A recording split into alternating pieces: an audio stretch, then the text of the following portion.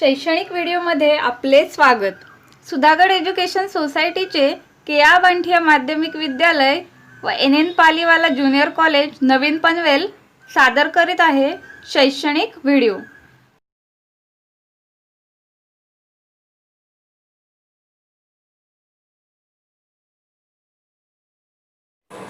Hello students, I am Shilpa Sute and I work as an assistant teacher in KEA Banthia Madhyamik Vidyalay, New Panvel. Let's begin with our first chapter of Standard 6 General Science book, Natural Resources, Air, Water and Land. But before that, we will take a look at our science textbook. This is our cover page. Science is fun, but more fun is in its experiment, which makes learning easier. Some such experiments are shown on the cover page of our science book, and we are going to learn many such experiments throughout the year. Now we shall come back to our main topic. Today we are going to start our first lesson, Natural Resources, Air, Water and Land. Observe this picture. Children, what do you observe here? We can see that some things in the picture are in water like fish and sailboat. Some on the land like cow and tree. And some in the air like birds and aeroplane. Thus all the things on the earth associated with air, water and land. Air, water and land are called Earth's atmosphere, hydrosphere and lithosphere respectively. Moreover, different living things occupy these three spheres of the earth. विद्यार्थी मित्रांनो, चित्राचे निरीक्षण केले तर आपल्या असे लक्षात येते की त्यातील काही बाबी पाण्यात आहेत, काही जमिनीवर आहेत, तर काही आकाशात म्हणजे हवेत आहेत. पृथ्वीवरील सर्व घटक अशा प्रकारे जमीन, हवा आणि पाणी यांच्याशी संबंधित असतात. हवा, पाणी आणि जमीन यांना अनुक्रमे ॲटमॉस्फिअर, हायड्रोस्फिअर आणि लिथोस्फिअर असे म्हणतात. विविध सजीवांचा वावर पृथ्वीवरील या तिन्ही स्फिअर म्हणजे आवरणांमध्ये आढळून येतो. The living thing and the part of lithosphere, hydrosphere and atmosphere that they occupy are together called biosphere. The living thing सजीव आणि त्यांनी व्यापलेला हायड्रोस्फिअर, लिथोस्फिअर आणि ॲटमॉस्फिअरचा भाग यांना एकत्रितपणे बायोस्फिअर असं म्हणतात. Then the definition of biosphere is the living thing and the part of atmosphere, hydrosphere and lithosphere that they occupy together called biosphere. These spheres form on earth naturally. The atmosphere layer of air surrounds the earth. पृथ्वीभोवती असलेली layer of air हवेचे आवरण म्हणजेच atmosphere.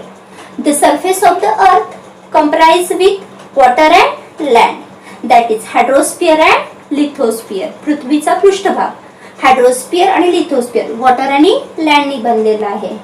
This figure shows us the proportion of water and land on the earth's surface. So student, we can say that there is 71% water and 29% land on the earth's surface. That means hydrosphere occupy much greater part than lithosphere. विद्यार्थी मित्रांनो, या आकृतीवरून आपल्याला पृथ्वीवरील जमीन आणि पाणी यांचं प्रमाण लक्षात येते. पृथ्वीवर 71% वॉटर आहे तर 29% लँड आहे. म्हणजेच हायड्रोस्फिअरने लिथोस्फिअर पेक्षा जास्त पृथ्वीचा भाग व्यापलेला आहे.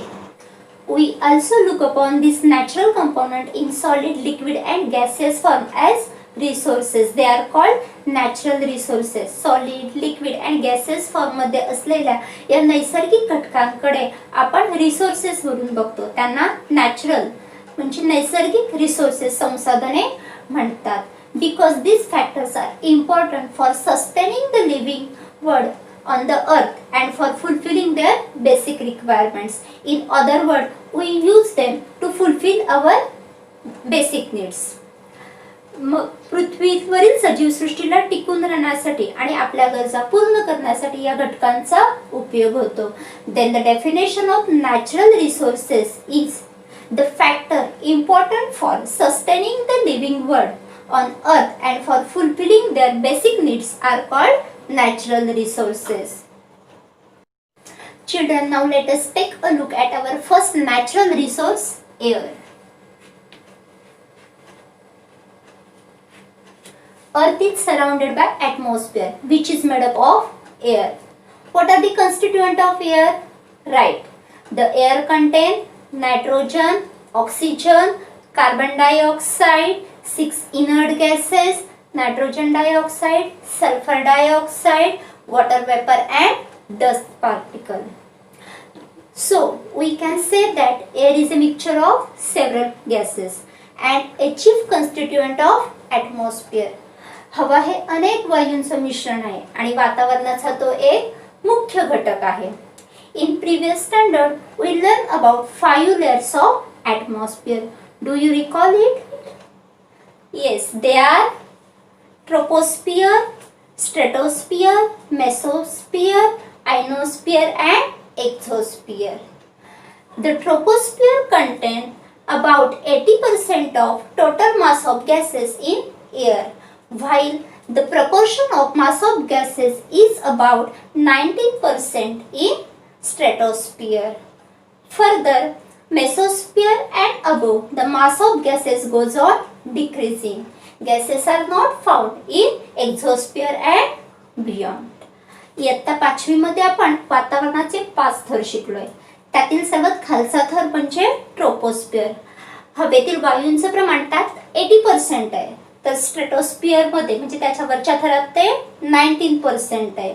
मेसोस्फिअर आणि त्याच्या वरच्या थरामध्ये ते कमी कमी होत जाते. तर एक्झोस्फिअर मध्ये आणि त्याच्याही वर आपल्याला हवा आढळून येत नाही. Thus we conclude that the amount of mass of gases is greater near the surface of the earth and decreases as we go higher and higher. That is, air is rarer at higher altitude. म्हणजेच पृथ्वीच्या पृष्ठभागाजवळ हवेतील वायूंचं प्रमाण हे जास्त आहे. तर भूपृष्ठभागापासून जसजसे वर जावे तसतसे ते कमी कमी होत जाते. Now we learn about uses of gases.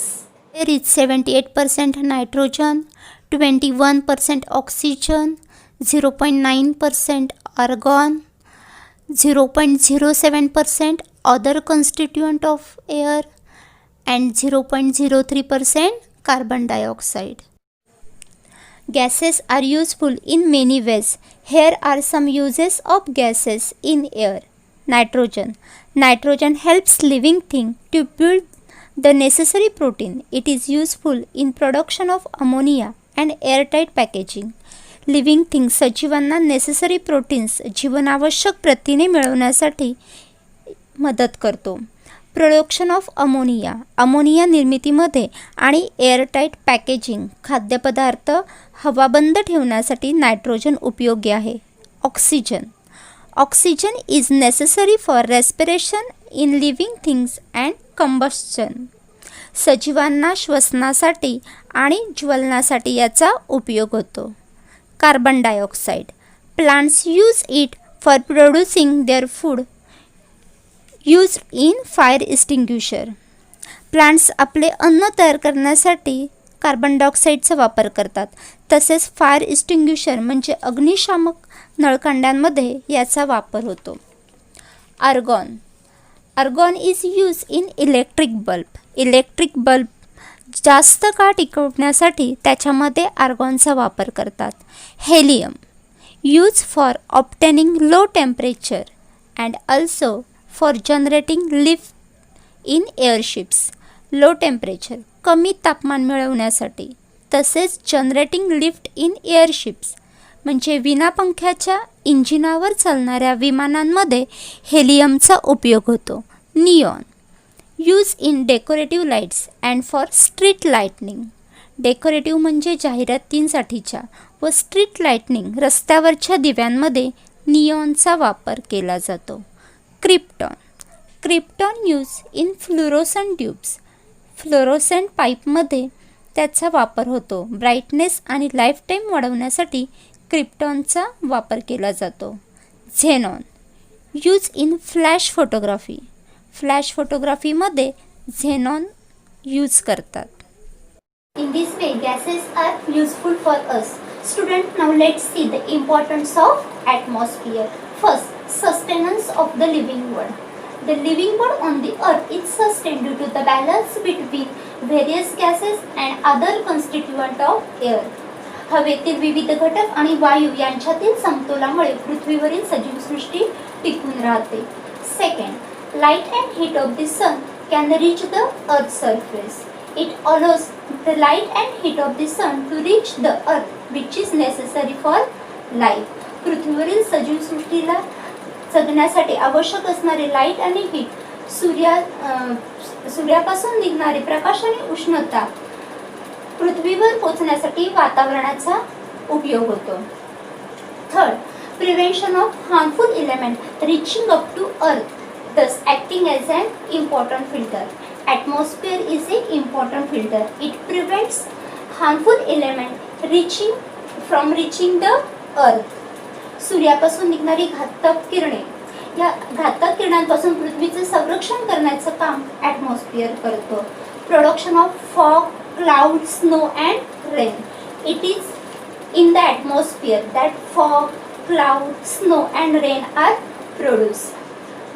ढग, धुके, हिम आणि पाऊस यांची निर्मिती ही वातावरणामध्ये होत असते.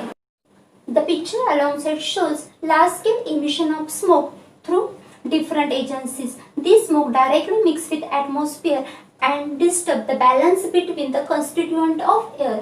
This is called air pollution. शेजारील चित्रामध्ये आपल्याला डिफरंट एजन्सीज मधून विविध माध्यमातून धुराचे उत्सर्जन होताना दिसते. हा स्मोक वातावरणामध्ये डायरेक्टली मिक्स होतो आणि त्यामुळे हवेतील घटकांचा बॅलन्स डिस्टर्ब होतो, म्हणजे समतोल ढासळतो. यालाच एअर पोल्युशन असे म्हणतात.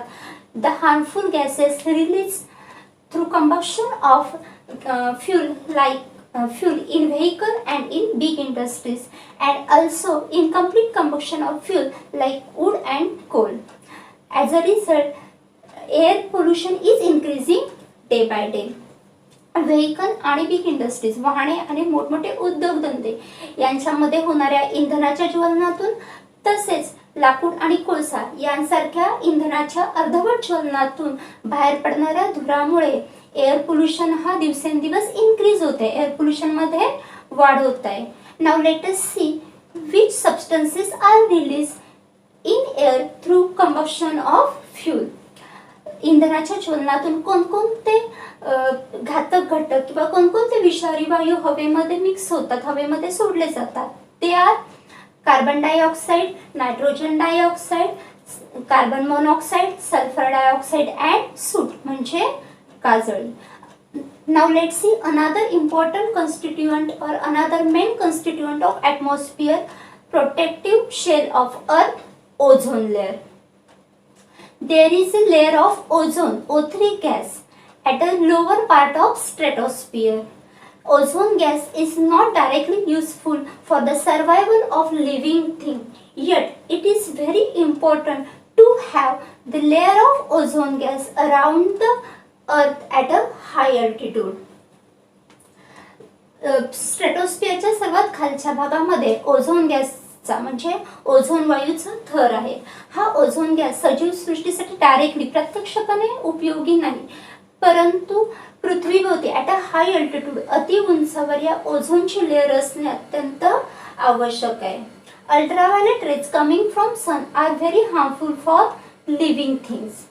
These harmful rays are absorbed by ozone layer.